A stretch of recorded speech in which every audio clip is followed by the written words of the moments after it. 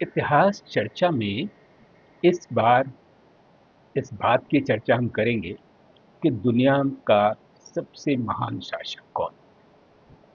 मित्रों, बहुत सारे शासकों को इतिहासकारों ने दुनिया के अलग अलग हिस्सों में महान की संज्ञा दी है। और इसमें हमारे भारतीय इतिहास में जैसे कि अशोक से परंपरा शुरू होती है, फिर अकबर महान, इसी तरह एलिजाबेथ को इंग्लैंड के इतिहास में महान कहा गया है, फ्रेडरिक को महान यूरोपीय इतिहास में कहा गया है, नेपोलियन को कहा गया। तो सवाल ये उठता है कि अगर ये तय करना हो कि सर्वकालिक या सबसे महान अ, राजा कौन था, तो इस बारे में हाँ, जो अभी मेरी नज़र से एक चीज़ें गुजरी हैं उसके हिसाब से हम कह सकते हैं कि इस सबसे महान राजा का श्रेय अगर किसी को दिया जाता है तो अशोक को दिया जा सकता है। और इसके लिए मैं नहीं ये कह रहा हूँ, इतिहासकारों ने पहले से इस बात को कहा है। एक तो दो तीन बातें मैं उनको कोट करूँ इन इतिहासकारों को, इससे पहले दो तीन बातें मैं बताना चाहूँगा। एक तो अशोक क्यों सर्वकालिक रूप से महान है, वो इसलिए कि एक राइटर हैं एलन, चार्ल्स एलन, और उनकी किताब का नाम है the search for India's last emperor. तो इसमें वो कहते हैं कि अशोक को सही मायनों में भारत का संस्थापक पिता कहा जा सकता है, क्योंकि अंग्रेजों से पहले सबसे बड़ा भारतीय उपमहाद्वीप के सबसे बड़े भूभाग पर शासन करने वाला वह राजा, पहला राजा था। अगर हम मोटी मोटा उसके राज्य कितना बड़ा था या कितने बड़े भूभाग पर उसने शासन किया, इस बात को अगर हम देखना चाहें तो हम आज का पूरा हिंदुस्तान, जिसमें आप तमिलनाडु और केरल को घटा दीजिए, तो तमिलनाडु और केरल को छोड़कर आज का पूरा हिंदुस्तान, आज का पूरा पाकिस्तान और अफगानिस्तान का कम से कम पूर्वी हिस्सा उसके द्वारा शासित था। तो एक तो सबसे बड़े भारतीय उपमहाद्वीप के सबसे बड़े भूभाग पर शासन करने वाला वो राजा है। दूसरा, उसने संभवतः गांधी से भी पहले हिंदुस्तान के जिस नेता ने अहिंसा की बात की वो अशोक थे। और तीसरा, दुनिया में संभवतः सबसे पहला व्यक्ति है अशोक जो कल्याणकारी राज्य की अवधारणा का जनक है, और जो मानता है कि राज्य की उसके नागरिकों या उसके रहवासियों के प्रति कुछ जिम्मेदारी बनती है, और इसके तहत वो तमाम तरह के वेलफेयर की बात करता है, कल्याण कार्यों की बात करते हैं। तो इस लिहाज से कई इतिहासकारों ने इन सब मानदंडों को ध्यान में रखते हुए इतिहासकारों ने अशोक को सबसे महान शासक कहा है। और इस बारे में एच जी वेल्स, जो कि एक ब्रिटिश इतिहासकार हैं, उन्होंने अपनी पुस्तक द आउटलाइन ऑफ हिस्ट्री में लिखा कि जिन लाखों राजाओं के नामों से इतिहास के पृष्ठ भरे जा रहे हैं, उन सभी राजराजेश्वरों और महाराजाओं राजों के बीच अशोक का नाम एक अकेले नक्षत्र की तरह दैदीप्यमान है। वोल्गा से जापान तक आज भी उनके नाम को आदर के साथ लिया जाता है। चीन, तिब्बत और भारत उनकी महानता की परंपरा को बनाए हुए हैं। जिन लोगों ने कॉन्स्टेंटाइन या शार्लमन, ये यूरोपीय इतिहास के दो महान शासकों का जिक्र कर रहे हैं। एक शार्लमन ने पवित्र रोमन साम्राज्य की स्थापना की थी, और कॉन्स्टेंटाइन पूर्वी रोमन साम्राज्य जो था उसका शासक था। तो इन दो राजाओं का जिक्र यहाँ किया जा रहा है कि जितने लोगों ने कॉन्स्टेंटाइन या शार्लमन को जानते हैं, उनसे भी ज़्यादा लोग आज सम्मान सहित अशोक को याद करते हैं।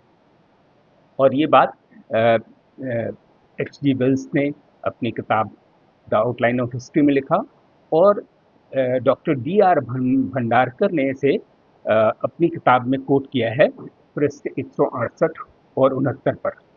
वेल्स आगे लिखते हैं कि अगर अशोक की तुलना किसी एक राजा से करनी हो तो वो संभव नहीं है। कम से कम उसकी तुलना तीन विश्व इतिहास के तीन बड़े शासकों से एक साथ करनी होगी, तब आप अशोक को जान पाएंगे। और ये कहता है कि ये तीन राजा कौन है, मैं यहाँ कोट कर रहा हूँ, वह न केवल बौद्ध धर्म के लिए कॉन्स्टेंटाइन था, वरन ग्रीस के स्थान पर बौद्ध धर्म से आविष्ट सिकंदर भी था। साथ ही साथ वह ऐसा निस्वार्थ नेपोलियन था जो यश के स्थान पर कल्याण की भावना से अनुप्राणित था। तो एक साथ यूरोपीय इतिहास के तीन बड़े शासकों को अगर मिला के उनके गुणों से इसकी तुलना की जाए तो अकेले अशोक इन तीन शासकों के बराबर मानता। अब सवाल ये है कि क्यों अशोक के मामले में, और कुछ तथ्य मैं आपको बताता हूँ। जैसे अशोक बिंदुसार का बेटा था, और बिंदुसार चंद्रगुप्त मौर्य का पोता था। बिंदुसार का वो युवराज नहीं बनाया था बिंदुसार ने से, वह बहुत नीचे आता था। बिंदुसार के पुत्रों की जो संख्या थी उसमें वो बहुत नीचे आता था, लेकिन और कहा जाता है कि वो बहुत सुंदर भी नहीं थे, छोटे कद के थे और मोटे थे।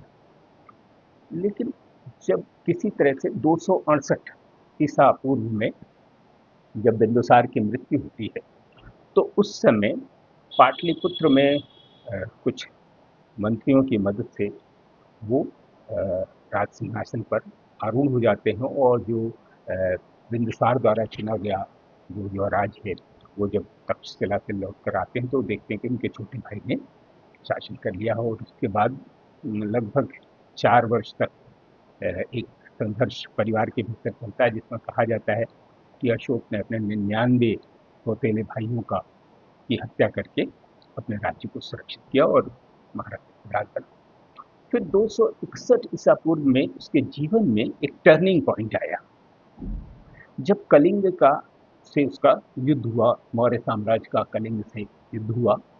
और ऐसा माना जाता है कि इस युद्ध में, जैसा अशोक के शिलालेख में जिक्र है, कि इस युद्ध में कोई 1 लाख लोग मारे गए और 1.5 लाख लोग बंदी बनाए गए। तो इतने बड़े पैमाने पर जो 1 लाख लोग मारे गए, उस रक्त रंजित विजय को जब अशोक ने देखा तो उसके मन में एक तरह की आत्मघृणा का भाव उत्पन्न हुआ, और इस भयानक नरसंहार से वो अंदर तक अपराध बोध से ग्रस्त हुआ। और फिर कहा जाता है कि उसने बौद्ध धर्म को अपनाया, और फिर 2060 ईसा पूर्व से 2058 ईसा पूर्व के बीच उसने बौद्ध धर्म से उसकी निकटता बढ़ती गई, और उसने फाइनली बौद्ध धर्म को अपने राजधर्म के तौर पे अपना लिया। और पूरी दुनिया में जहाँ तक भी संभव था उस जमाने में उसने इसके प्रचार प्रसार के लिए प्रयास किए। प्रति बौद्ध संगति बुलाई पाटलिपुत्र में, अपने बेटे और बेटी संघमित्रा और महेंद्र को उन्होंने श्रीलंका भेजा और धर्म के प्रचार की।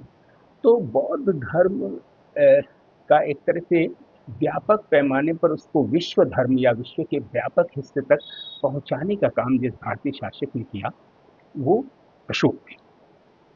और अशोक इस कारण आज भी देखें तो हिंदुस्तान में भले ही बौद्ध धर्म पीछे गया या संख्या की कम हुई उसके अनुयायियों की, किंतु बाकी दुनिया के एक बड़े हिस्से में बौद्ध धर्म आज मौजूद है, और उसकी शिक्षाएं दुनिया को अनुप्राणित करती हैं। आज भी माना जाता है कि जिन शिक्षाओं पर चलकर विश्व का कल्याण हो सकता है उसमें बौद्ध धर्म की शिक्षाएं से प्रमुख हैं। और बौद्ध धर्म में अगर आप गौर करें तो जिस बात पे अशोक ने ज़्यादा अपने शिलालेखों में जोर दिया है, वो जोर दिया उसने कह लें कि सर्वधर्म समभाव या इस तरह के जो विचार हैं, उसको उसने कहा कि दूसरे धर्मों के प्रति हमको उदार होना चाहिए। और इस बात पे इससे ज़्यादा शिलालेखों में जिक्र है। इससे पता चलता है कि उस ज़माने में काफ़ी धार्मिक मतों के बीच में विरोध रहा होगा, इसके चलते अशोक ने ये कहा। तो अब बुद्ध अशोक की महानता के के मूल में जो बात है वो है कि उसने बौद्ध धर्म की शिक्षाओं को अपनाकर यह महानता हासिल की है। तो महात्मा बुद्ध के रास्ते पे चल के उसने ये महानता या उनके विचारों से प्रभावित होकर इस रास्ते पे चला, उसने उसको उस महानता का अधिकारी बनाया कि वह दुनिया का सब सर्वकालिक और सबसे महान सम्राट है। ऐसा मैं नहीं, बहुत सारे इतिहासकार मानते हैं। धन्यवाद। अगर वीडियो आपको पसंद आया हो तो इसे सब्सक्राइब करें और मित्रों के साथ शेयर करें, ज़्यादा से ज़्यादा लोगों को। कमेंट में ये ज़रूर बताएं कि अगर आप कुछ और जानना चाहते हैं इस बारे में, तो मैं कोशिश करूँगा कि मैं आगे इस बारे में आपको और सामग्री उपलब्ध करूँ। धन्यवाद।